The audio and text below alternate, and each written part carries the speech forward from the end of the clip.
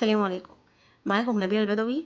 ودي قناتي. بدأت القناة دي بحب كبير للأكل والطبخ طبعا، وفعلا استمتعت بكل لحظة فيها. بس مع الوقت حسيت إن جوايا كلام أكتر، جيت عايزة أشاركها معاكم زي قصص عشتها أو سمعتها. حبيت أخلق مساحة نفضفض فيها سوا مع بعض، نسمع بعض ونتكلم من القلب. لو حبيت تفضلوا مكملين معايا وطبعا ده هيكون شرف ليا. ولو بتحبوا الطبخ ولسه فاكرين الذكريات الجميلة دي، انا سايبه فيديوهات قديمه تقدروا تروحوا تشاهدوها من جديد ان شاء الله باذن الله. هحاول اكمل سلسله الطبخ ان شاء الله رب العالمين على القناه التانية. طبعا انا غيرت اسم القناه دي وخليته نبيله في عمق اللحظات.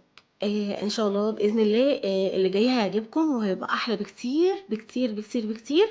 ودعواتكم بقى اني ارجع، لاني ارجع احسن من الاول طبعا. لاني صراحة من وقت ما القناة دخلت تفعيل من جديد لسه، يعني لسه محتاجة ان انا اعمل الساعات من جديد. فده موضوع مرهق جدا وصعب جدا، بس انا عارفة ان هو مش صعب عليكم انتوا. فادعولي ان ربنا يقدرني ان شاء الله باذن الله، واقدر اخلص ساعات القناه.